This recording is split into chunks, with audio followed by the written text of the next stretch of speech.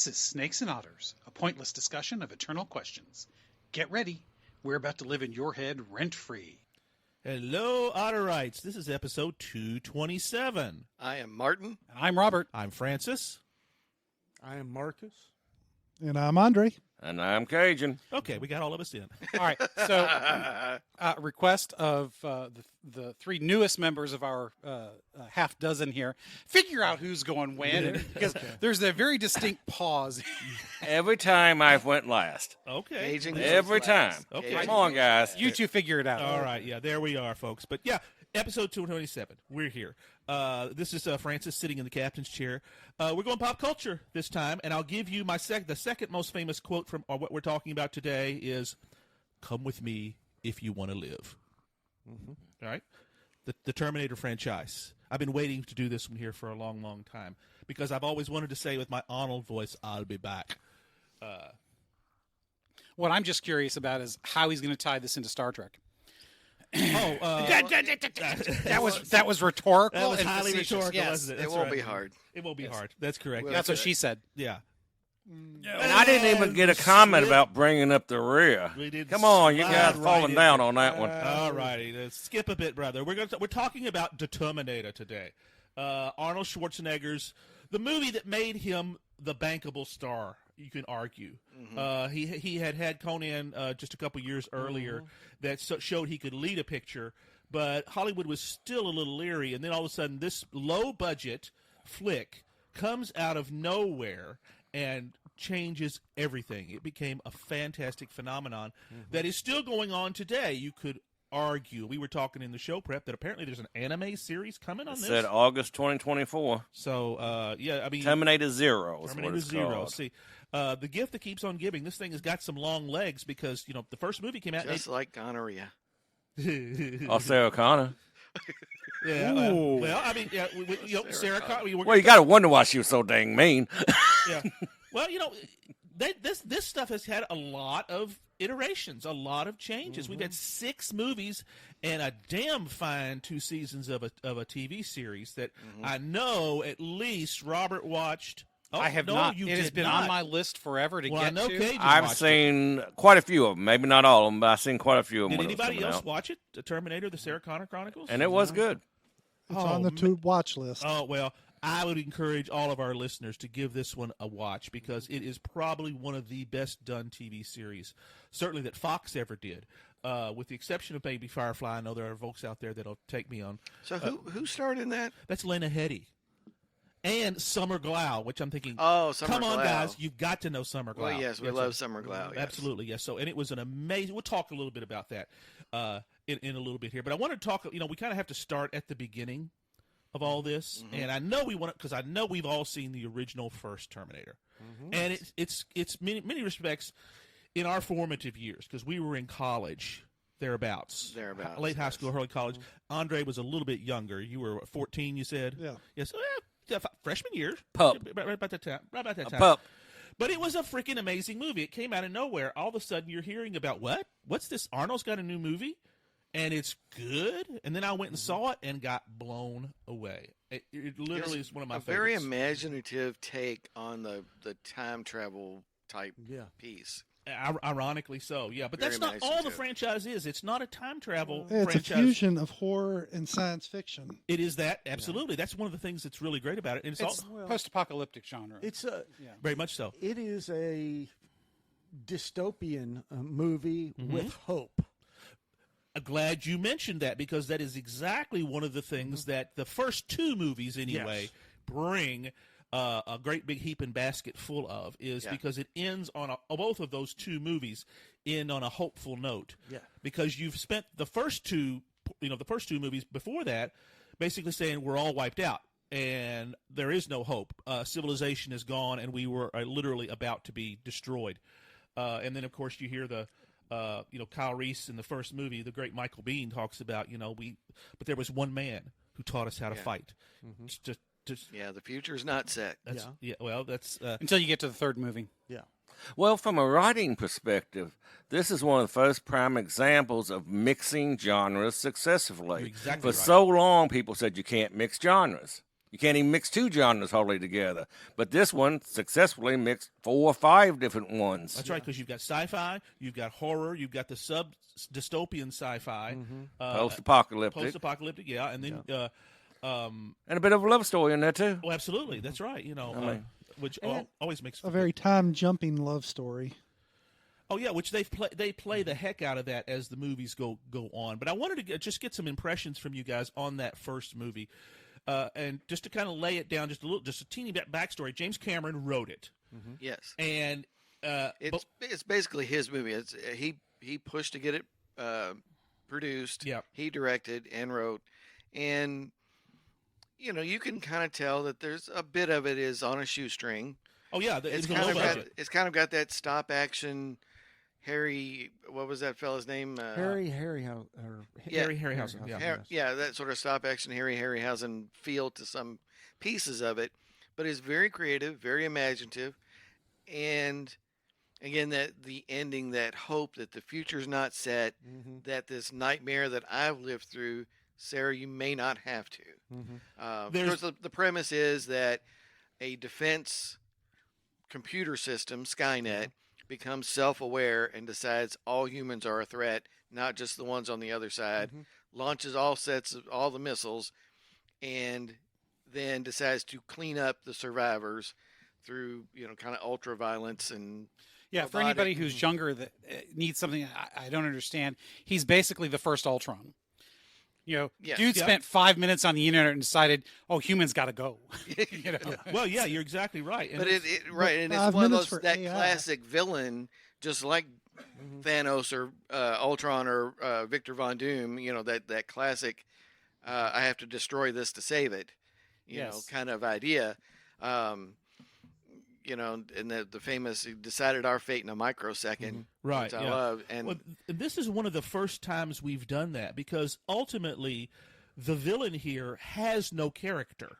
It is Yes. it is a machine, and we will do that later because that's scary. yeah, the overarching villain of Skynet is not something you can really. It doesn't feel pity touch or remorse, and it yeah. absolutely will not stop until you're Yeah, dead. There's yeah. another quote. Yeah. Well, I mean, you also have to put this in the context of the time in which it was released. I'm glad you mentioned Oh yes. And everything that was going on in the world at that time. Computers were just starting to take hold. Oh yeah. But for those of you who are under 30, they're nothing like what is today or Right. your cell phone. We didn't have cell phones at the time. If you had anything, you had a pager. Well, in '84, you could have had a cell phone. Well, yeah, it just would have been a suitcase. Well, they would have been Yeah, either back in a car. big They would have been like the old walkie-talkies on Hogan's Heroes, Yeah, they've been huge. or a bag. Yeah. Old Oh, bag. in '84, they were only permanently mounted in vehicles. No, No, you can get the bag phone. you I could got get her them. bag phone from Radio Shack. That was Yeah, later in Shack the had it 80s. for about $4 No, grand you could originally. in the mid '80s. You could still get They would bag they could phone be or the portable. yeah. because they were selling the portables Yeah. in the '70s. Yeah, because Yeah. Price is Right would occasionally give one away, that you could take out in your yard with a big long antenna But- and look Yeah, like a yeah. phone. I mean, we were coming from we were in the midst of the Cold War, Absolutely.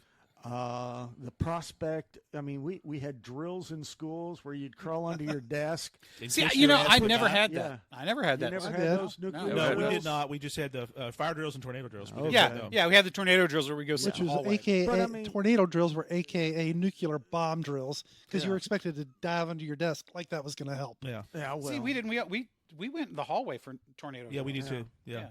But I But mean, anyway. it was a time of stress and potential fear. But there was Well, yeah, if still you were a hope. Democrat, it especially was. It was Oh, dark days for exactly, them. Yes. With Reagan coming in, but thank God it was the end of Jimmy Carter as president. Great man. Yeah. Love him as a humanitarian, Humani- as a human being. Well, even some of his humanitarian efforts are a little well, suspect. He was but- too nice for the office. Oh, He absolutely. believed too many people on what they told him. He was too Horrible trusting. president. He was Yeah. too He had trusting too on that. locked down in ridiculous minutiae. But I want to back up a moment to the mobile phones of that time because Yeah. I was reading an article on this the other day. Most of those worked off the PTT network, the push to talk network, which is a different frequencies than what we are used to with cell phones today, Yep. which actually got phased out when Motorola was the last one to really have them. Sprint they had bought the company, and they tried to keep it going, and the FCC said, nope, that's basically a cell phone now, and they retired that network. Yeah. Well, heck, even the networks that we're running on today aren't the ones we ran on in the 90s. No. Those have a couple of those. We had CDMA and analog. GSM are all gone. Yes. Yeah, we had analog back then, and now it's all digital. Well, I like the way that you're saying this, Marcus, in that because in many respects this is of the time, but it's also very, very prophetic. Yes. Very prophetic, It is. because the concept of artificial intelligence was not to speak of in 1984. Well, artificial intelligence would have been coming out, researching it about 81, 82, Yeah, but- starting with virus research. Yeah, okay, yeah. As far as practical, but as far as yes. storytelling, no, there's always been Science fiction, Asimov, and further back around that yeah. time, plenty So, of it, yeah. That part is not new. What's new, what makes this one stand out besides that incredible, hang on, because I just had it here. Come on. That incredible score is that he's presented a future that is dark. Right. Oh, yeah. It's and honestly, I don't know that I would call. Yes, there are some horror aspects to this in the sense that it is a horrific thing. Yeah. It's certainly not traditional horror. Well, you have a monster chasing A person. hero. Yeah, that's Well, what I mean, it's not when you think of monsters generally, though, it's not the mechanical man kind of a thing. well, that's right. And that's what was the new spin. Yeah. Right.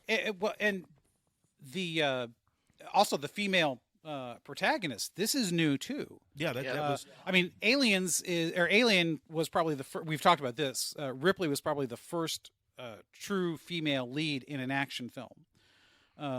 Which Gail Ann Hurd was a producer on that. Oh, was she? Yes, She's she on was. Alien. Yes, she I was. did not Yes. realize that. Yeah, and Okay. she was a producer. She and James Cameron were married at the time. Oh, She worked with James Cameron a ton on all that Okay. All that stuff. Yeah, and she's still a great producer today. In fact, after he finished the Terminator, he sold the rights to her for $1. So she actually kept the rights, half the rights. Carolco, the original producer, the company that made the first Terminator, held the rest of it, which led to an absolute disaster because They went under. they right? went under, and the other half of it was kind of hanging out there. That's one of the reasons it took 8 years to get Terminator 2 made, is because the rights went into almost immediate limbo. So Cameron did the second Alien Correct. film, He did Aliens. right? 'Cause it's Ridley Scott is Alien, Correct. Right. Okay, and then But James Cameron Cameron comes in, comes in and that is I don't remember if because he transmuted that as well. That's But correct. that And was horror in space, twisted now kind of transmuting to the action film. That's right. With the, you know, still the sci-fi trappings all around him. yeah. So this is a time of great change in So many that respects. it really tracks for Cameron. Then I mean, to jump from Aliens Yeah. to Terminator is in his wheelhouse. Very at much the so, time. yeah. And but I will say this though, and I want to make sure I mention this, that Cameron was actually sued by Harlan Ellison over the story because Yeah. it was accused of, and Ellison won because he always, as anybody that knows Ellison, he's very prickly. You Yeah. don't mess with him, Yeah. and especially when it comes to legal stuff, because he wrote one of the original Outer Limits episode called Soldier.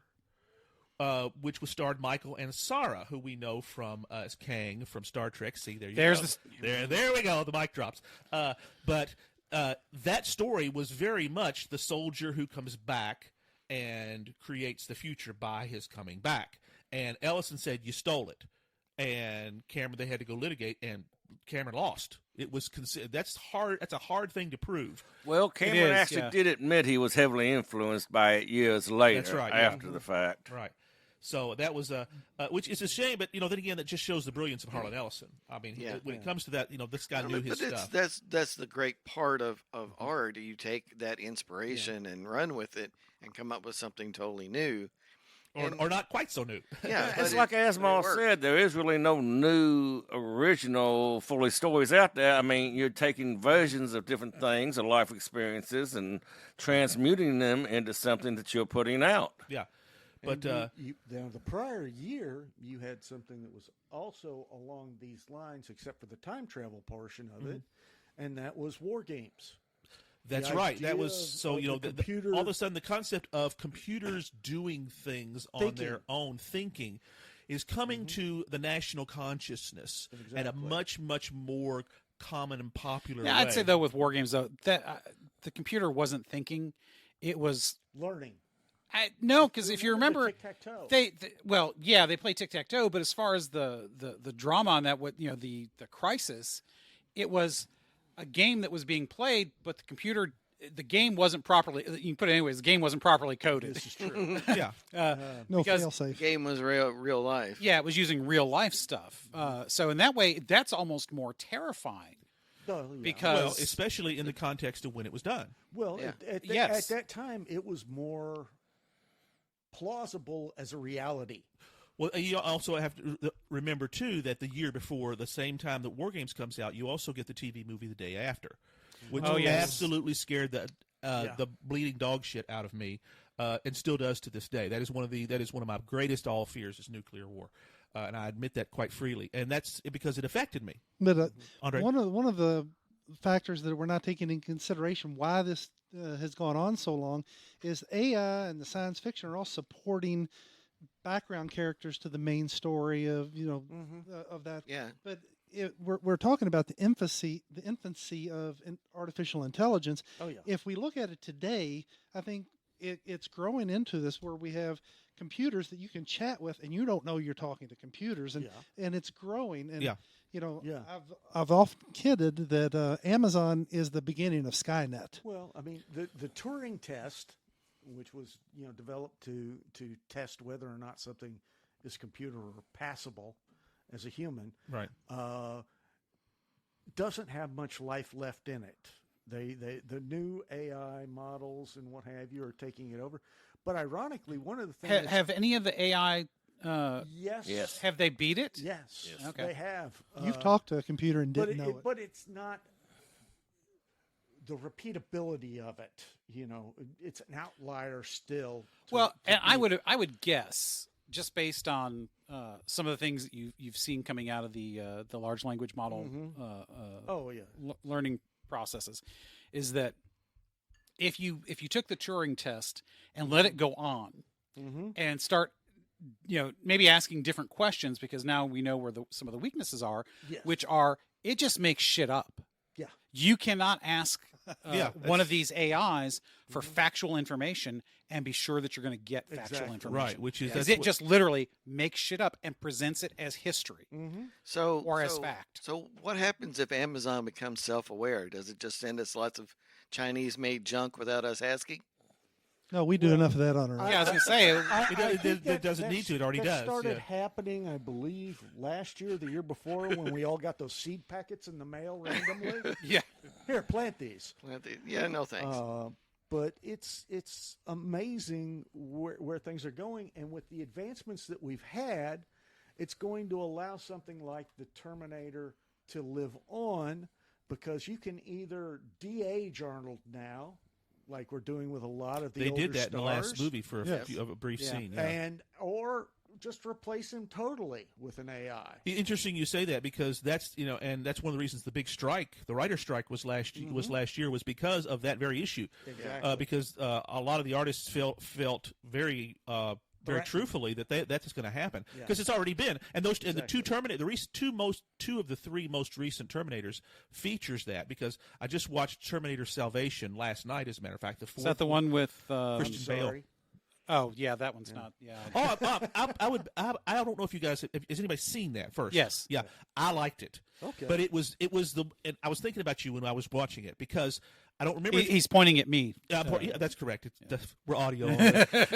I was pointing at Robert because I think you were with me when we were at one of the either flea markets or cons, and I bought the Terminator poster years ago. Yes. And we were talking to the guy, and this is just a couple of years or so after the first Terminator comes out, and we're all just still on a high. And he's saying, they're making another movie. And of course, we're just eating this stuff. But he says, and it's going to be all these Terminators running around in the post-apocalyptic world.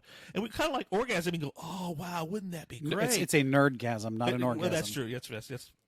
Very, very Oh, well for put. some people, it is Very the same well put. thing. That's yes. great. But that's what we got with Terminator Salvation. Yes. And I thought it was all that I had been hoping for in many ways. I have still some problems with it. Yeah, yeah. But it was the us versus robots in the post-apocalyptic world. That's the only movie that really did that. Everything else was time travel oriented. Right. And that had that's none of that. So at the time, that was a very difficult movie to make and really be, Believable. I don't want to say realistic because that obviously is not realistic, but yeah, believable, because it's just the technologies did not exist like it So- does now. so Are that you speaking one's- CGI stuff? Yeah, yeah. Because Yeah. I was watching for that, and I didn't have a big problem with it, believe it or not, because what they did, we were talking about Arnold getting de-aged. John Connor, who is Christian Bale, does encounter a naked Arnold coming out of one of the birthing tubes or whatever, and it's been de-aged. The face that doesn't show it much because this is 2009. Yeah. It was hard to do that, so they Was it that really? I didn't think it Yeah. was that recent. Yeah, it's 2009, and he fights with this guy. Of course, it's actually an actor, but they've changed his face when they give the close-ups, and you can tell. It's supposed to be Arnold. It is Arnold, but it's again, it's 2009. Now, It's not quite as realistic as it should be. We got a hint of that kind of stuff happening in Running Man. Yeah. You remember Jesse Ventura Oh, yes. went into the ring Uh-huh. and they actually pasted the faces on. And we can do that from our phones right now with Reface. Yeah. Oh, that's right. I had forgotten about that. Yeah, because that's a trip. That was That was That's a a long trippy time one ago, too, yeah. But with Arnold. well. Yeah, that's right. Well, I mean, you could very much say, and I think this is relatively fair, Yeah. that the original Terminator movie introduced dystopian Oh yeah. themes to movies because Yeah. you're right. Because Running Man, that's another Well- very dystopian. Well, I There go is- all the way back to Logan's Run on that Yeah. one. Yeah. I mean, That's true. Yeah, That was- yeah. Blade Runner. Blade Runner. Well, Blade Runner was right. I Blade don't- Runner is a dystopian. I It guess is, so. but I yeah. don't remember where that. I think that was before Terminator, but just barely. It was 81. 80. Okay, all right. So yeah, that's right. Yeah. But you're right. Logan's Run, Logan's Run would have been what 76. 76. It was 76. Yeah. 76. I just and it was watched that, it's an little excellent week. movie. It's the production values though are cheesy as hell, but it's 1976. Well, Yeah. I mean, Soylent Green is a dystopian. Well, that's film correct. as well. It's something that we've so done. I mean, But the you- Omega Man. I mean, But you're right about the know. fact that it reaches its. I don't want to say All apex. right, let me put it this way: it ascendancy. mainstreams it. That's exactly Yes, where I'm going. yes. It's- Well, it- do we Well- watch them for the story or the visual effects? well, that is kind of one of the themes I wanted to explore Yeah. because Before we get too far into that, Yeah. the Logan's Run, if you don't know, there was actually a series of 3 books telling that Yeah, story. Nolan Only was- one was made into a movie. And I'm trying to remember correctly if it was the second or third book either dealt with time travel also or alternate dimension. I cannot remember if he came I back think from the future. it's no. I think it is. Or It is doesn't time mention. travel. No, guy by the name of Nolan. I can't remember his first name. Wrote those 3 books in the early 70s. And the movie really, the first, the only movie, bears not a whole lot of resemblance to the actual first book. But It's different. if you look at all 3 books, it's not that dissimilar to the Terminator that is franchise. correct. Yeah, it was. Because I read those years ago. Well, and the original novels that the $6 Million Man was based on are that cyborg. The Cyborg, that's correct. Cyborg. That's the name of the first novel, I think. Is Right, it's exactly what it Cyborg. said. So we were $6 million man sounds sexier though. Yeah, Yeah. yeah. And but we were flirting around with his ideas because technology had not reached the point where we had thought of that much yet. We're just kind of playing with it, and next thing you know, Cameron drops in, and you might and changes. And realize, holy crap, this is a big deal. And this right as computers are becoming a thing. Yeah, I think It's a zeitgeist. Is what I'm trying to say. I think it's a perfect storm because you're right there. Give him a button for Zeitgeist, Oh please. yeah, oh yeah. Word Push boner. his button. Anyways, Give him a button. Touch there the are button. there are a lot of things that came before it that I think Oh yeah. could have Influence. Oh, yeah. it could have Yeah. mainstreamed it more. And I think but because of either technology or they just took it in goofy directions, it failed. So, for instance, Yeah, it didn't stick Planet around. of the Apes. Yeah. That's a great dystopian story. When you get to the end, you don't realize it's dystopian until you get to the end. Right. But by the time they get through to the 3rd, 4th, and 5th, they've lost the thread. as far as they that goes. reinvented it in different ways. I mean, they're all enjoyable. Don't get me wrong. I just thought of another thing that had a dystopian future Yeah. with cyborgs. Yeah, Okay, This is okay, go ahead. Battlestar Galactica. I was going to get to that. You're Star correct. Wars. Technically, that you might call that a dystopian past, but Well, okay. this Yeah, is true. no, but you're exactly right. I wanted to go there eventually because Sorry. that Sorry that to is a bit of steal your thunder. it's capturing this in a way, but that really wasn't the intention. I don't think of Larson when he did it, but by the time Ron Moore takes it over in 2003, oh hell yeah, he is leaning heavily into the Terminator franchise for the new absolutely. Cylons. And you and I talked about that, saying, wouldn't it be, because we talked for years about Battlestar Galactica needs to come back. This is long before it happened. And the way to do that is they need to be like Terminators. And danged if they weren't, because that's kind of where Well, we went. the interesting thing about that in the Battlestar Galactica series proper, you see the result of it. Right, Not yeah, so much the same story, but now you get to Caprica, the one season of that. Right. That's literally Skynet coming alive. Right, yeah, absolutely. That's the actual moment, which Yes. and And that was a great series. I wish that could have gone on. I know, I guess it had waned for whatever reason. It just didn't catch Well, fire. it wasn't as flashy. Yeah. And I mean, let's face it, Battlestar, as great as it was, just wasn't huge in the populace's consciousness. So a spin-off of something that's not super popular to begin with, it's a little harder to make that. Well, and it's stay a because it was success. not on network TV; it was on Sci-Fi Channel. Right. It's not that it wasn't good because it did have a huge following, and it was very successful on that. So I've got a little bit of a question for you, Francis. Yes, sir. So the central tenet of this episode that you wanted to get to was what happened to this franchise. Thank you for bringing me back here. I was trying to connect. So what we Andre had. talked about the first film and how strong it is. Yep. This coming out of nowhere, small budget. Now the second one is a big budget Correct. film. It Much is better. actually Arnold Schwarzenegger's highest grossing film he's ever done. Really? Yes. Yep. And believe it or not, I thought that was twins. a junior, perhaps junior. Junior, No, it's and Kindergarten Cop. It's not a tumor. It's not a tumor. Oh my gosh, we're going into Arnold land here. But ironically, Terminator Genesis, the 2015 reboot, is number 2. Really? It shows that there was. It's kind of an amazing thing. Is that the one with Matt Smith? Yes, that's the one with Matt Smith and Amelia Clark. Yeah. Yes. Oh, that was a good one. Yes, I liked that one. I the thing I liked about that was that it turned the that dystopian thing on its head, because it turned it gave us an out. Which was great. And I like the whole idea of sending one back to protect her from infancy. The time travel changed the time travel. Well, which is one of the things that I really wanted to get into about this, is because how the heck. So very briefly, though, we want to talk Number about two. the second one. So the storyline to the second one is, John Connor's now alive. So Yeah, the Terminator wants to come back and get John, not Sarah, basically. Yeah. And so They send John reprograms a T-1000, right? no, T-800. T-800, that's Arnold, Yeah. to go back and protect John Right. himself from this new model of Terminator, T-1000. the T-1000s that are liquid alloy, Liquid alloy. They're right. and can mimic anything. That's right. Which was I think that is the Non-moving genius. part. In Yeah, it. Yeah. anything non-moving. And part. that was the genius of that particular movie, is how do you do this again and keep it fresh? Yeah. And they successfully did that on this movie. On 2. Because it was Yes. actually much bigger. It was not only bigger budget, but it was huge. Yeah, and And you it- got to admit, the actor was a great choice for the T. Oh, Robert Patrick is absolutely, awesome. Yeah, He was terrific. I mean, he pulled that off. very much so. And a lot of credit to Linda Hamilton, kind of reinventing Sarah. That's right, because she was essentially a nobody, a waitress in who the first. couldn't balance her checkbook, and she's now basically this super cool warrior with a weapon stash in Mexico. That's right. All this cool which stuff. which gets paid forward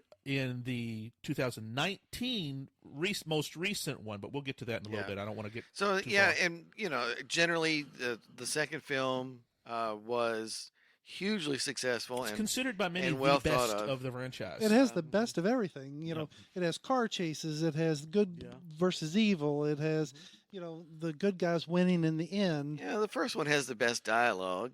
Well, yeah, You I mean, know. you get some of your And the second one has one item of implausibility which one? that someone who worked for a corporation that gets rich making Skynet would actually sabotage it. Oh. Well, yeah. A little internet cynicism coming through from Martin there. Well, that's right. Yeah, but You didn't Dyson- need the internet to become a cynic. That's right. You were born this way, dude. But you're right. If for some reason, and I'll give Cameron a lot of credit because he directed it, Yes. and he knew the franchise and he understood what made it work. Yes. And he got everybody, all the players on board. Arnold came back, Linda Hamilton came back, but essentially, Lance Henriksen came back and was awesome. well, yeah, absolutely. How do you top that? And one of the reasons why we go from there to 2003, 12 years, is because of the rights issues. Yes. They run into other issues with this. They get sold, And that's all sorts of- okay because I think it gave them time to write, rewrite, redraft, rewrite. And they did.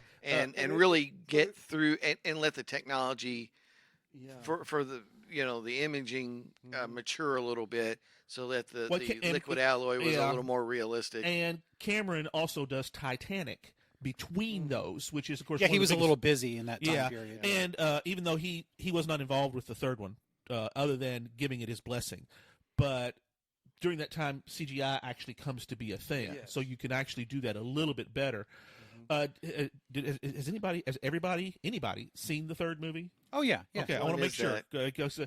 I liked it. I just That's the one with the female Terminator. yeah. From what I understand, Christiana Loken. it's number 2 with easier to look at Terminator. Well, and I'm glad Kinda, yeah. I'm glad you mentioned that because that's kind of where I think things start to change, and we because that one, the ending of that one is that Judgment Day is inevitable. that's correct. Absolutely, Yes. it happens. Whereas in the first two, it was always a central premise that Hope is alive. hope, yeah, That's right. It's that so that far away. it could- Possible. yeah, it's possible. It's possible to pick a new future that doesn't include Especially Judgment the Day. second Well, one. The it's- second one is yeah. the one That was the whole locks point. that in. Well, And they- Miles what it Dyson. does is it solves the grandfather paradox. Yeah. First of all, because that's what the first two are all about, the grandfather paradox.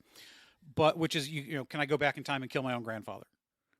According if I to do that, Doc- I'm not born. So how can I go back and kill my grandfather? According to Doc Brown in Back to the Future and the Star Trek and analogy, boy, I'm bad at words. Analogy. Thank you. You can change timelines, and the grandfather paradox no longer applies. It's split timeline. Yeah. Well, yeah. It goes even back way before that. Marvel started doing the split timeline thing in the 60s, in the late 60s. But where I was going to go with that, though, what it does is it kind of sets up not sets up, but kind of borrows a little from Doctor Who, in that there are fixed points in time. Yeah, certain things Even if can't you be- change certain things, central events always have to happen. Oh yeah, and that's And that's Judgment Day. So The- 'cause the- Judgment Day happens later than it originally Yeah. did, and the circumstances are a little different. and that is a consistency throughout the entire rest of the franchise, is because and Arnold, the Terminator Arnold in the third movie says Judgment Day is inevitable. He says you just postponed it. They take that and run with it because even though you see it in Terminator Salvation in that future, that's essentially an extension of the first three movies. It's just paid So forward. that's a central commentary then on the human condition. We can't help but destroy ourselves. That's part of the franchise's major commentary. You're exactly right. They reboot it in the Terminator Genesis, where no longer is it Skynet. Skynet doesn't happen. This new thing called Genesis happens, and but yet you're still having Terminators. It's and Skynet people- under a different name. It is correct. I mean- That's right. And they do it again in the last movie, where it's called Legion. You know, basically the Dark Fate movie, the 2019, ignores everything after except Judgment Day, the first two. Yeah. And it's like basically Sarah Connor is living in 2019 as an older woman, and is the badass that she was, but John Connor, and here I think is where one of the reasons the movie flopped, because it's like the 23rd worst failure in box office history. Well, at least it's not 21. That's or right. 22. That's right. It's not as bad as some, but it is because it cost a lot. There's a lot of it. That's one of the So reasons. Ishtar, it isn't? No, Ishtar, it's below Ishtar, but Ishtar didn't cost as much. See, that's why the numbers on that. So it's somewhat relative. But they have John Connor, as a child, killed at the beginning of the movie, by Yeah. by an Arnold Terminator. That's right. I forgot about that. I have seen it. Yeah. Watch it on cable or not cable, one of the and streaming it's basically, services. it's a lot of that CGI face stuff changing Yeah. because they use basically a body image of Edward Furlong, the young boy actor in the second movie, at that age. They show Linda Hamilton at that age, and they show Arnold at that age. And it's just a brief scene, but it's all done that way. Part of that, I think, is what messed with the whole franchise. And this is to loop back around to that meta that we're talking about. What the hell happened to it? I think one of the reasons those first two are so great and the others not so much is because there's no Messiah in those others. John Connor is not a Messiah. And that's the hope we were talking about right here. So before John Connor is a messianic figure. Okay, so you've answered your question. What's missing? what goes wrong? Yeah. Before you go any further in that, though, I think it might be time for. Yeah, absolutely. Yes, bourbon break. Yes, what an opportune moment for that. Bourbon break. Yes. Oof. What am I drinking? I don't even know. I've been so busy captaining So here. yes, so here we are at Studio M. I'm so excited to have the fellas here. We've kind of reconfigured Studio M with some new stuff. It's the first time we've done 6 here. Yes. So as always, I'm super thrilled to have the Brotherhood here in my home, and we are Studio M, 30th floor of Nakatomi Plaza, down the hall from Ellis behind the waterfall. Yes. And I have poured Cajun and Francis some Henry McKenna bottled and bond 10-year-old, which is something we have not had on the show yet. So I wanted to make sure we got their opinions on this in first. It is smooth. What do you think, Cajun? Once you get a little ice melt in it, it really smooths out. I tried it on the first pour before it really started chilling, and it cut a little bit there, and it had a little bit of a bite to it at first. It's still got a little bit. Mine's fully bloomed. We've got one of those big spherical ice cubes in here, ice balls in here, to kind of take off. I didn't touch it until just now, and it's been sitting for this whole episode, so it's had the time to bloom. 100 proof, so it's not heavy proof. That's it's yeah. got- Of course, that's common for a bottled and bond. Is usually 100 proof. It's required. Yeah, It stands up on its own, it does. It does. even blooming. It's got a mellow undertone to it. It's I don't know if it's vanilla. I'm not that precise on that. Yeah, I think vanilla is a good description. Yeah, it's a little bit of sweetness to it. It is not something that it doesn't burn. It get a little back in the back of the mouth. Not much of a hug. It's a new favorite of mine. Henry But- McKenna's- You have a mentioned hug that if you a few catch it times, before yeah. it blooms. Yeah. yeah, It's you got did some that. hug to it then. That makes sense too. So yeah, a friend of mine at work recommended it to me. He really enjoys it, so I made sure I picked that bottle up out near Brother Andre's place. Well, it was money well spent because I think it's an excellent. Henry McKenna's always been a really good brand anyway. We haven't featured it much, but it's always been highly recommended. And there's a reason for it. Yeah. What's the price point on this? Well, it's one of those where you're going to have to lay out probably a little over retail. Well, yes. So I paid $80. Okay. So it's in kind of that same zone as As a Booker's. Booker. a little lower than Booker's, yeah. It's kind of in the same place where you find Eagle Rare a lot, where people jack it up a little bit Yeah. for retail. So it's going to be right in there, but I think it's a well worth it pour. Do you think is it regularly available or is it hard to find? It's very hard to find. That's what I thought. Yeah. Every once in a while, I've seen it in other stores. You can get but some it's- Henry McKenna, but not this one. Not right? this one, Okay. yeah. Again, this is like a single barrel where the barrel is labeled on the bottle. Right. It's right here. I forgot. Yeah. So yeah, this one is barrel 14657, barreled in February of 2013. Yeah. It's So 10 years. that- It's supposed yeah, to. That's so why they that's- released it. Yeah. Yeah, that's 11-year-old. I'm almost getting a little bit of a lemon zest off of the background in it. Interesting. Yeah. Not like an orange citrus, more along the lines of a lemon. I would agree. Yeah, it's definitely not that sweet of an orange. It's got that tartness to it, but it doesn't go into lime territory. I think lemon's exactly right. It's almost like a seaside drink with a little lemon zest to it. That's why I love to have Cajun be one of the tasters on something like that, because he gets so much more stuff. It's awesome. I can picture Hemingway down in the Keys sipping on. Oh something yeah, I like can this. see that. Absolutely, he would. Yeah. So, all right. Well, I'm very, very glad. Is that what you're drinking too, Martin? No, I poured some Eagle Rare. Ah, I've been excellent. wanting to excellent. get back to some Eagle Rare, which again we've had on the show and is a That is tremendous smooth. pour. Yeah, Oh my it's gosh, Wonderful that's smooth. smooth. Also a 10-year-old pour. So That's what I was going to say. I thought it's 10 years. Yeah. yeah, so I love good 10-year-old bourbon. So it's worth what you pay for it if you can get a hold of 10-year-old stuff. So Yeah. and then Brother Andre poured something special though. I was strolling around the liquor store looking for something new, and this one was labeled as one of the 10 best bourbons of the year, according to Liquor Barn. It's called Dexter Straight Bourbon Whiskey. I choke up on that a little bit because it's actually bottled in Ohio, Cincinnati, 7 miles north of Kentucky. I argue that since it's not bottled and made in Kentucky, it can't be a bourbon. But Yeah, technically. abomination. But do Legally. you taste the tears of a serial killer with it? I was wondering if somebody was it is gonna a go there, three yeah. wood. It's a 3 wood finished bourbon with cherry.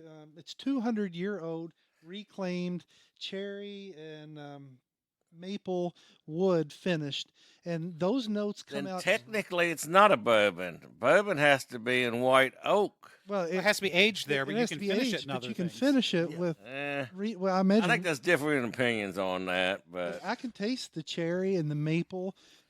Now, if it's calling itself a straight bourbon whiskey, I think that I think is a mislabel because a straight bourbon whiskey I don't think can be finished in anything else. no, it can't. It has to be just white oak. It Yeah. can't move on to anything It's else. the straight, yeah. Calling it a straight bourbon whiskey is the part. Now, I want to give it a try next go around, but Damn It's lying interesting. I'll enjoy it. Buckeyes. Huh? Damn lying Buckeyes. yeah, I'm telling you, but can't trust a damn one of them. unbloomed, it has a very peppery. Says the guy from Michigan. Says the guy from Michigan. Yeah. a Yes. very peppery flavor to it. Yeah. And a strong Kentucky hug in the chest. Okay. As it blooms, the notes of the cherry and the maple come out. The Kentucky hug fades, but you can still get a note of the pepper. Highly recommend. Price point on this one was $55, and See, now this is a good bar fight bottle. Doesn't that look like kind of bottle you'd have in an old Yeah, saloon? it's Yeah. thin and it's got a long Yeah, yeah. neck to it, and it's it's not good handle grab there. Exactly. Smack But I somebody don't think upside it's the going head. to break.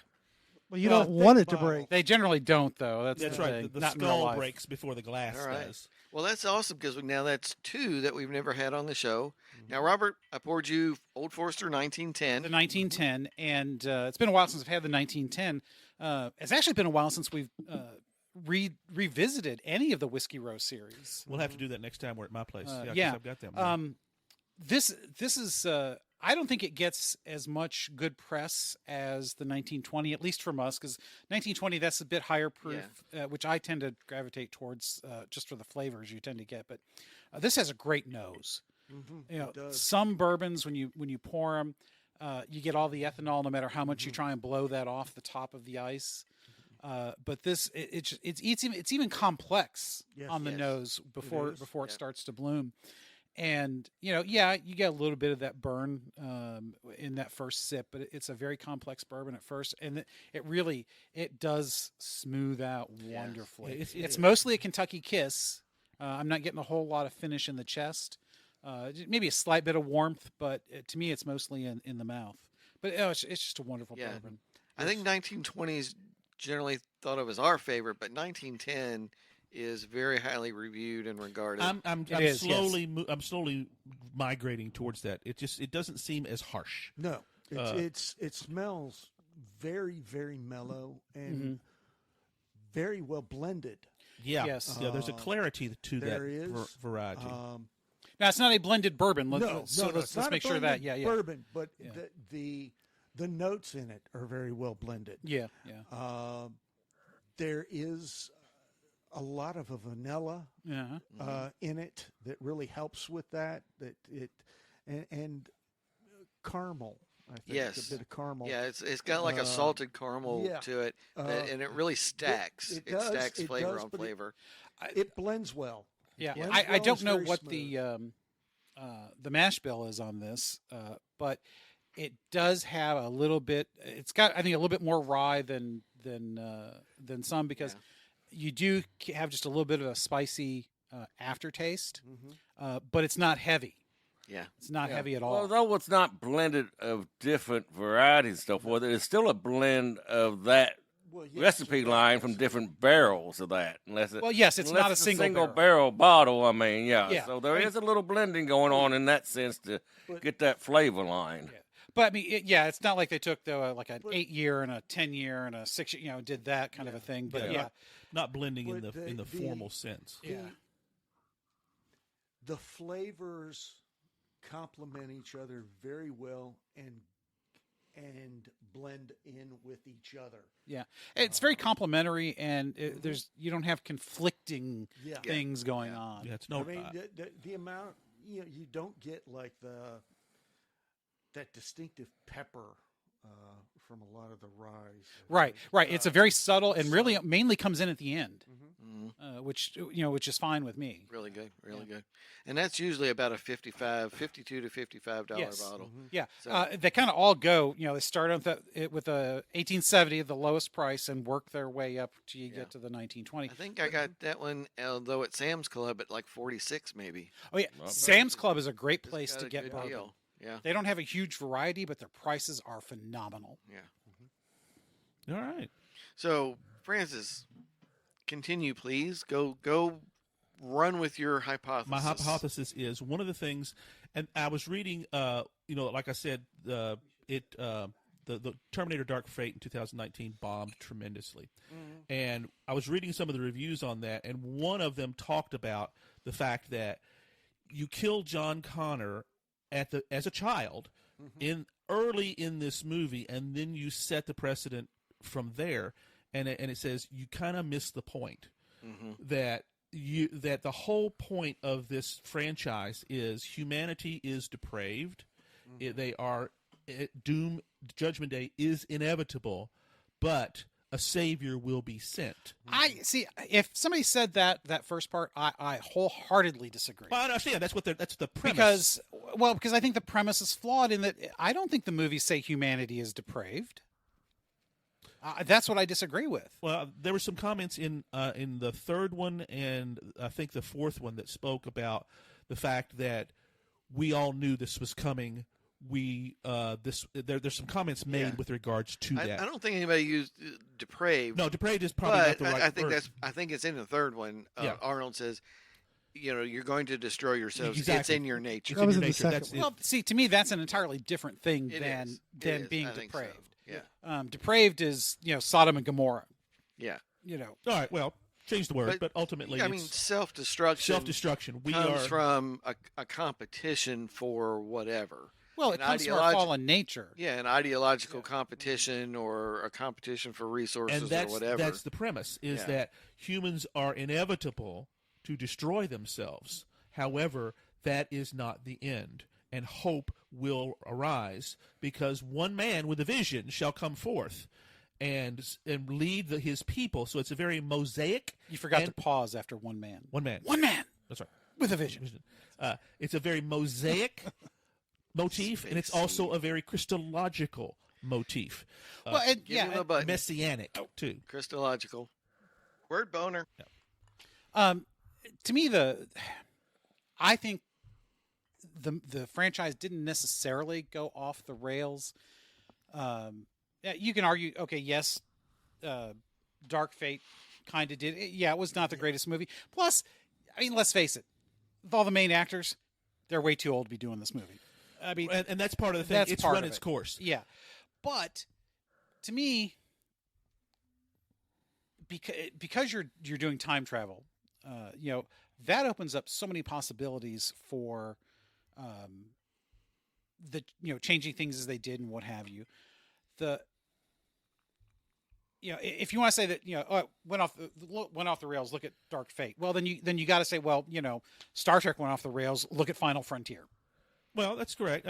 But that's not necessary. But I mean, That's not necessarily true. they've done stuff afterwards, Right, and we're kind of where we are at the moment, and it may not be the end. Right. It's just I don't necessarily think they went off the rails. I just think that when they made it, there wasn't any heart in it. They were making it because they had to make it. It was either for the money, for the contracts, for the whatever. Cha-ching, cha-ching, cha-ching. But there wasn't any heart. It was a lot like Douglas Adams in the fourth book in his trilogy. He really the fifth book of the trilogy was much better than the fourth. exactly. Yeah. But the heart wasn't in it. Yeah, I think you're exactly right, and I understand what the producers wanted to do. They wanted to kind of give Arnold and Linda a ending and a swan song, and then make this a handoff to these younger, different. Basically rebooting the whole thing into the same darn story with different characters later For the money. Because they're milking the cash they're cow. milking the cash. And- That's exactly right. Because nothing against the young actors And that that were cow done gone dry. that were in that last movie. Eat it harder. But I didn't feel it.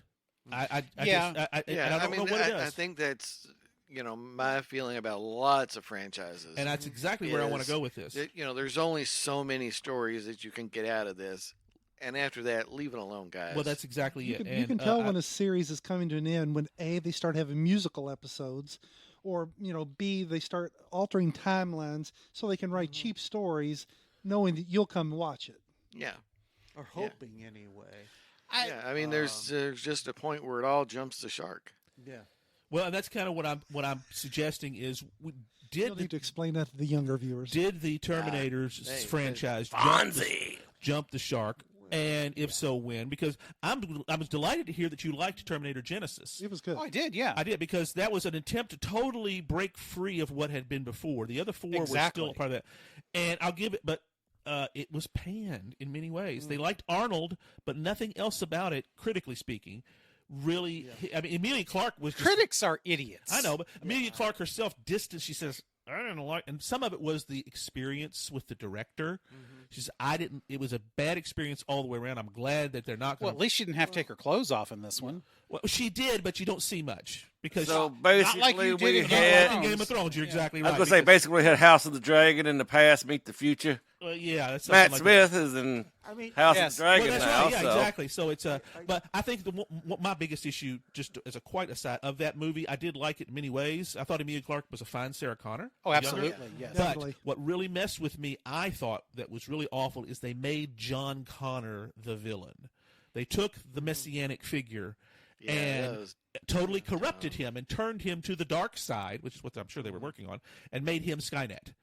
That I said that goes back to my premise of saying you don't monkey with the messianic threads. See, because that people react to that. We get that. See, I think you're putting way too much,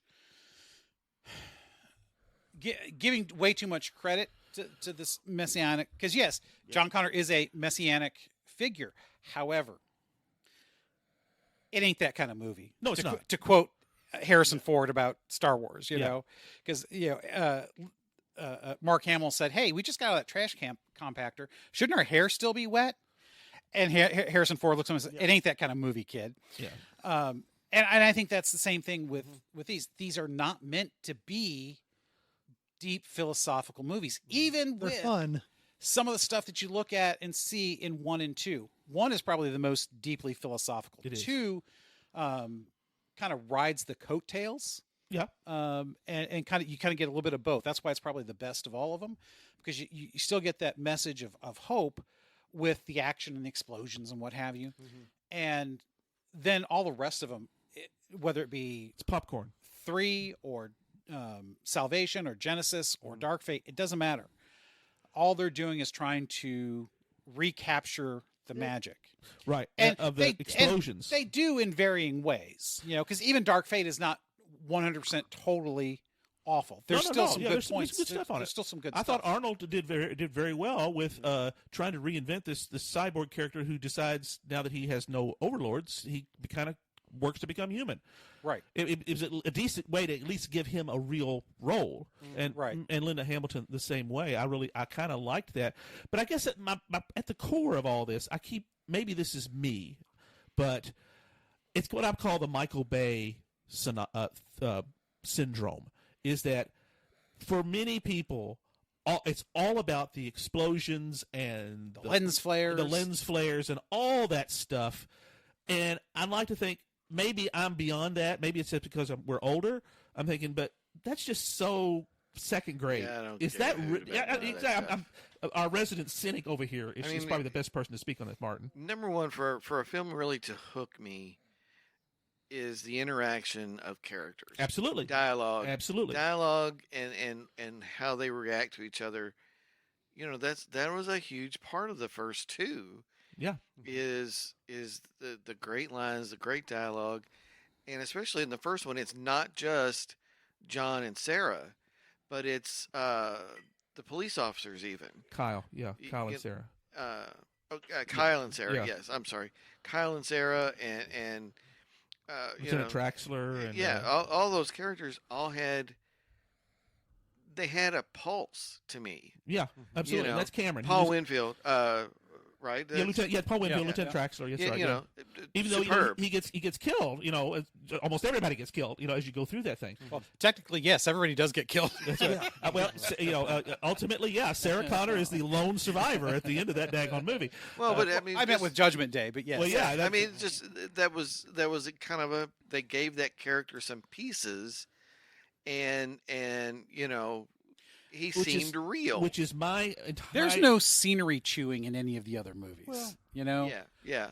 where and, there's you just know- good, where you can say, "Oh my God, that guy did a great job as that character." Yeah, There's none of it's that. all about the flash. It's all about the effects, and I'm thinking, Yeah. if you can't do a good story, folks, I think we as the buying public still have enough brains about us that will reject it and say, Yeah. I'm not into that. Give me a good story and I'll show up. Wow, Have you you been have in- way more faith yeah. in the public than Have I. you I'm an been in eternal traffic optimist. with people? I know. I'm an outlier on this. Don't get Martin started. Yeah, Yeah. That's what I said. But, Yes, yes. I mean, We'll the- go. the- I'll let it the go. thing that I see with all of this is when it comes to movies, Yeah. you're mixing a ton of different art forms. yeah. Everything from CGI, set making, acting, writing, Yeah. Costuming. directing, costuming, Cinematography. all of the cinematography, everything is mixed. Yeah. So what you're and we're getting different responses from everybody, but that's no different than, let's say we went into a museum and you've got a Jackson Pollock and you've got a Rembrandt. Somebody's going to like the Pollock. Now, granted, I don't know why, but and then you've got people who will more appreciate the Rembrandts. No. It's called the old And- masters for a reason. Yes, and we're one of the things is we're expressing that, but we have a lot more common views because of our ages, our experiences, and Correct. what have you, than a lot of the viewing public. And True. people will buy shit. They will. Well, that's exactly what I'm mean, talking. That's what I'm Pet bemoaning rocks. is the fact that they're making stupid stuff, Yes. and there's still enough people coming to. Well, but it seems to be changing. I'm wondering because How? Dark Fate flopped, and Yeah. yet Right. looking at it, and you've seen it same as I have. There was not a foot put wrong in the execution of all those effects. Nothing was cheesy. It was actually a pretty solidly written story. To And me, the yet- reason it fell flat was one, this movie, if you were going to make it, should have been made about 10 years ago, but they Yeah. were making other movies at that point. Right. But also, it's just fatigue And I think Yeah, it that's is. that's a It's- very truthful thing. because there the wasn't franchise has run its a course. new enough take. I mean, yeah, They tried. They tried, but it wasn't enough. And whether you want to call it execution or maybe the story was too deep in that sense. Perhaps it was a lot derivative too. I And mean, yes, and that's one of the issues with the well, franchise. I mean, that's the whole Everything. franchise. That's right. It's all everything's been done. derivative. Yeah. It's one because you can't catch the lightning in the bottle. You got it twice. Yeah. That's all you get. Well, I mean, or you could do Disney and beat it to death with like they've done with Star Wars. Well, now Which we had that discussion in the Speak Star with Wars respect. episode. But you know what? Because somebody spent like half of the episode talking about Star Trek instead of Star Wars, and that, We did. and I won't name names, Francis. I beg your pardon. One of the things it occurred to me, I was thinking about that recently because I just listened to the episode, and that's why I bring this up because there's, oh my God, why did we talk so much about Star Wars or Star Trek in a Star Wars episode? But one of the differences why we can say that what happened to the Star Wars franchise? Yeah, Disney's a huge part of it. Yeah. But Disney's done a lot of great things with other parts of it. The movies, they the last 3 have. movies have just been. I mean, they But- completely redid all the Grimm fairy tales. Yeah. But one of the things though about the Star Wars franchise, so compared to, for instance, the Star Trek franchise, just to give you a little bit of prop here for this, but we didn't cover this, and this is where I think we fell down with trying to that figure out episode? what happened with this. Yeah. Is that Star Wars has never, ever been about deep themes. Well, that's true. It's not. It is. doesn't It is. intend to. It has never meant to, and has never pretended to be anything other than a good, rollicking couple of Story. hours, having fun. Good guys win. Ultimately, bad guys lose. Until you got to the last 3, where ideas and themes that were external to the story started getting pushed onto the story and kind of ruined it. Whereas Star Trek has always, from the very beginning, Yeah. Yeah. been deeper. Yes. Now, partially that's because it's got all these episodes that's been able to build on. Right. Not because the movies themselves. Wrath of Khan is not a deep movie, although it has that movie that bit at the end with Spock's death. That's the only deep part of that. Right. And certainly 4, The Voyage Home, is not a deep movie. It's just that's just a rollicking good fun time. Yeah, that's right. Which is why that's one of the most successful of the movies. Yeah. Star Trek was never beyond that. It just No, didn't- no. But Because that was- Look at Trouble with Tribbles, one of the greatest episodes of the original absolutely. series. Yeah, they leaned into it. So with the Terminator, it also does not have enough deep themes to carry it forward. It starts out with some of that, Yeah.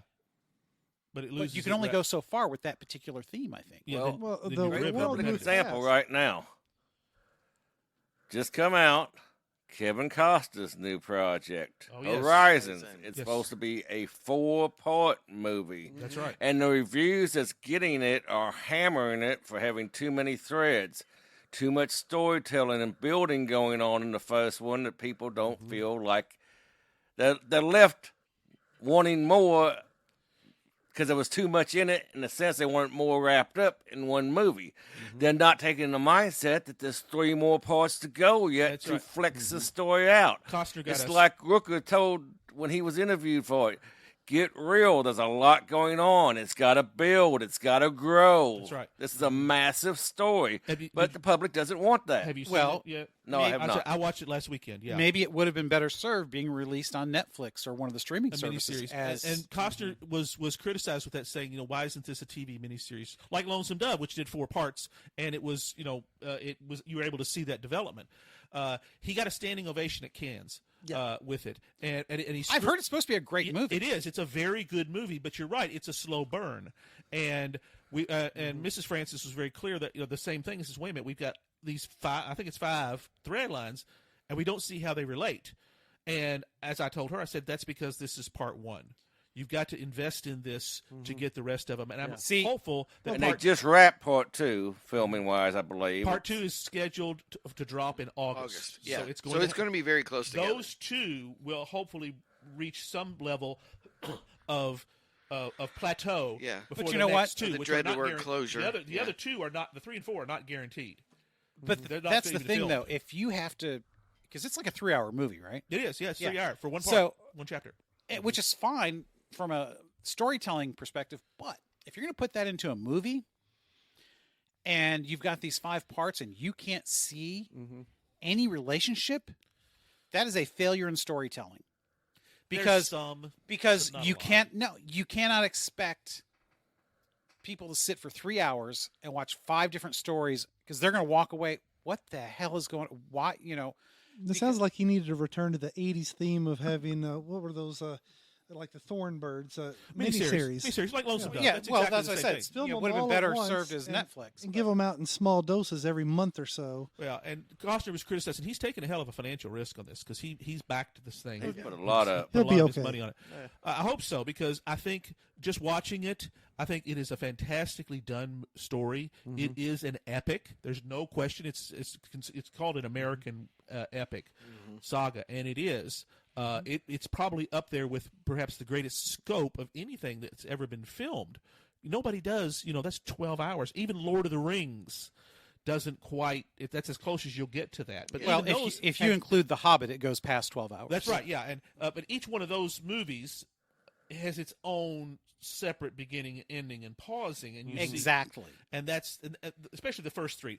You might make the argument that The Hobbit, the three movies, that was artificial, and it was because you took Yes. one book and split it. Well, that way. have you seen? I mean, the book is, Massive. yeah, It is, but it's not the one I recommend people start with if you're going to read Tolkien. But Well, I mean, this will either pan out in the end, or it's going to turn into another water world for Costner. I hope not for Costner because watching the movie, I really liked it. actually, really I did. enjoyed Waterworld. I liked the premise Waterworld. was screwy. Yeah, There's well- not that much water, but all right, Yeah, fine. well, But it was fun. what really sunk that, no pun intended, is because it was so damned expensive to make. Yes. was. If it was a cheaper movie to make, nobody would have said a word.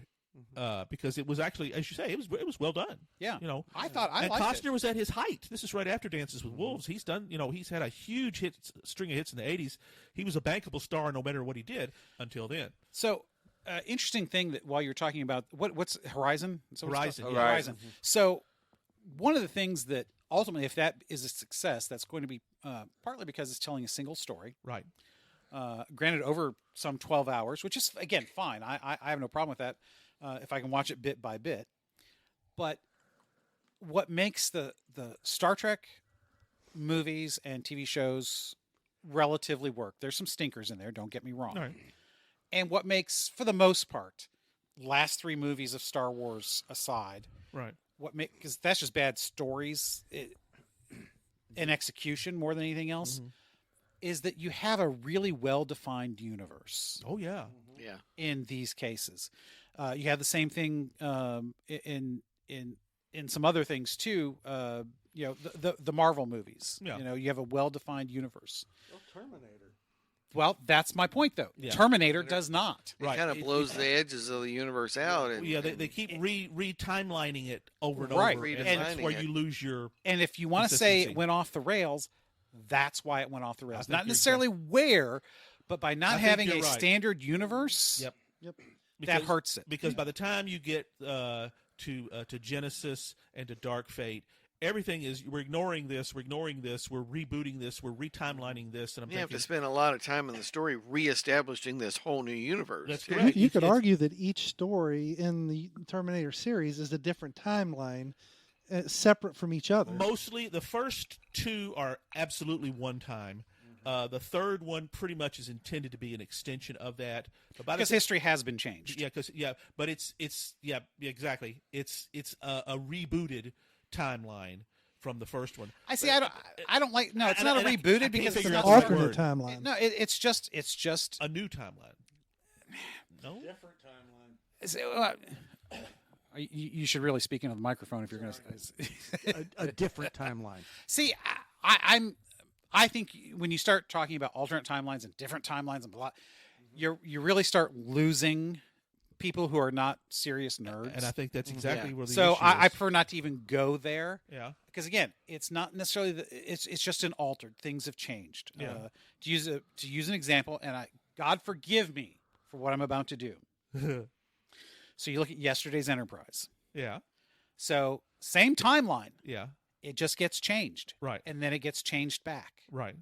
So it's something would happen, and there's no other alternate timelines that have branched off. Now you want to do the new Star Trek movies, Yeah. Chris Pine. Those are an alternate Yeah. universe. Divergent. Yeah. Whereas I prefer, just something has changed, Okay. and that lack of consistency hurts the movies. Andre. I have a very serious question for you, sir. Who do you think is an hour and 8 minutes and listening to this episode that you do not think is a major nerd? Well, that's beside the point. Yeah. Well, there is something to be said to the fact the reason But we're talking about, nerds are not the only ones that these movies are directed at, because there's not enough of us to really make, a $1 billion franchise.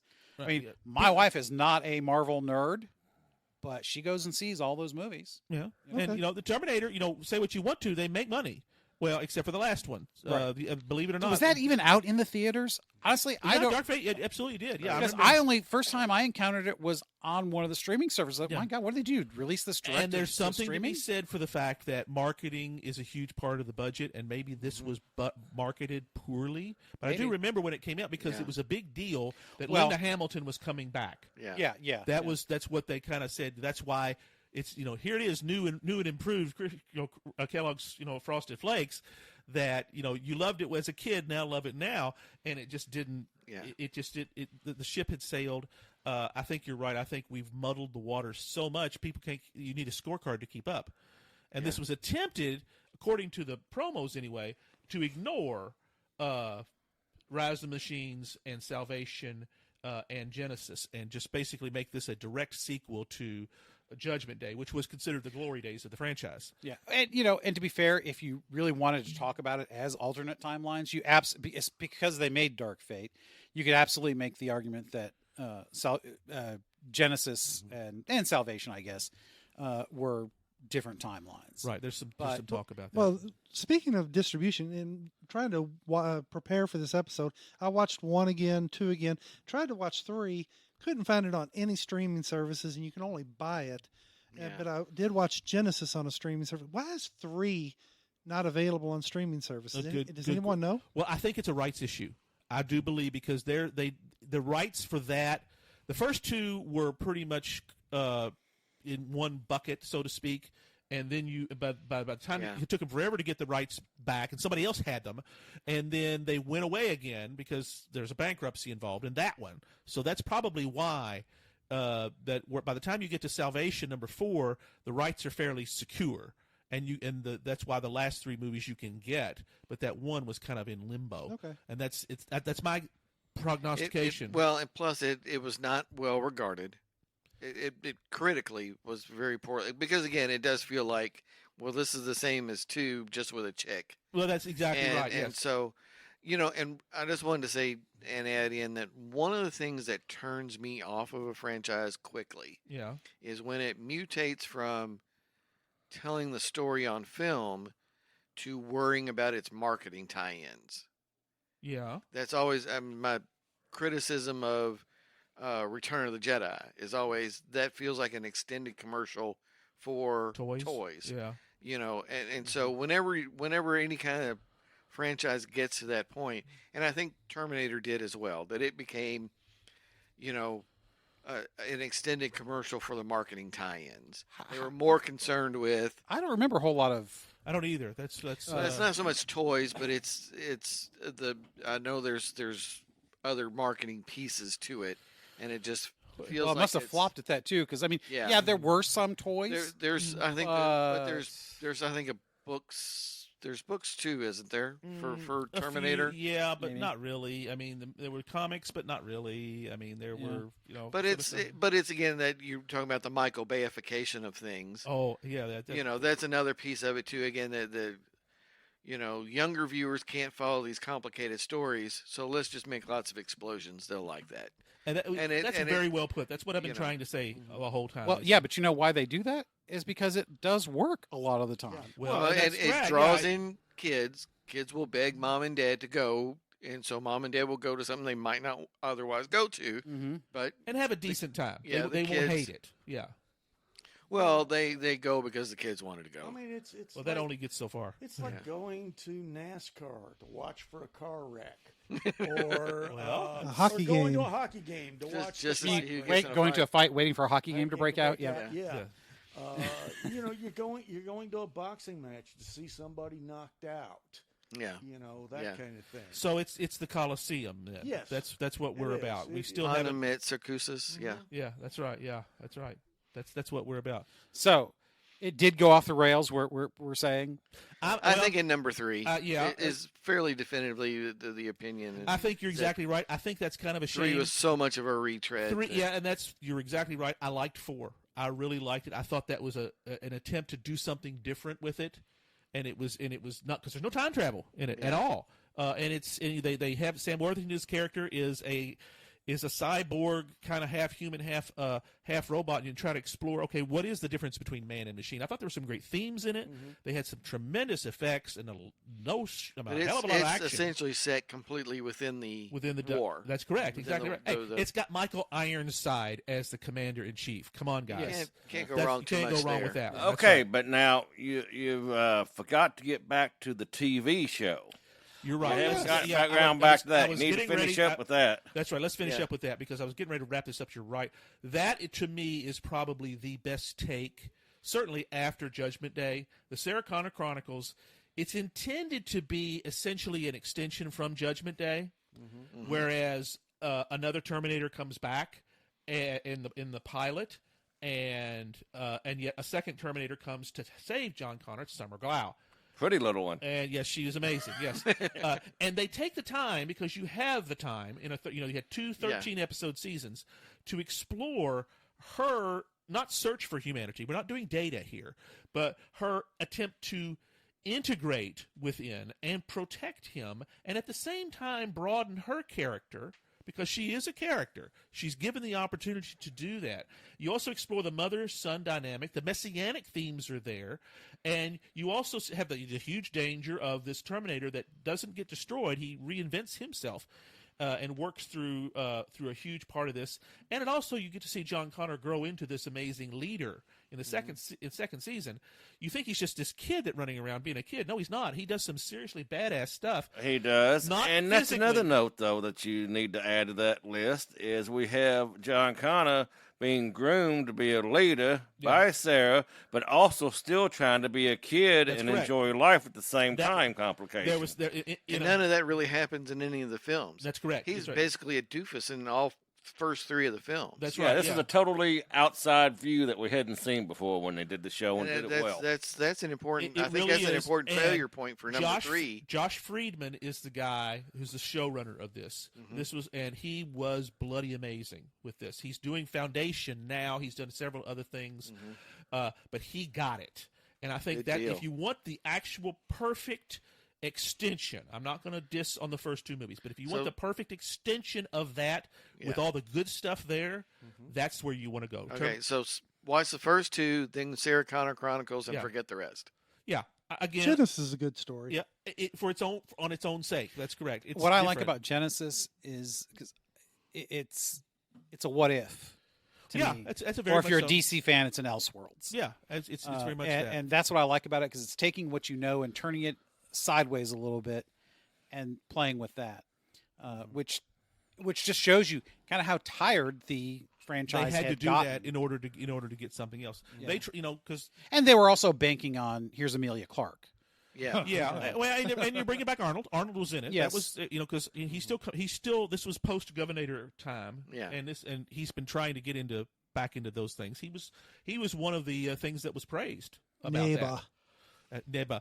That's what I said. Neba. Okay, let's Neba our way out of this thing here. So Francis, my brother, what is next time? We're going to Code of Honor.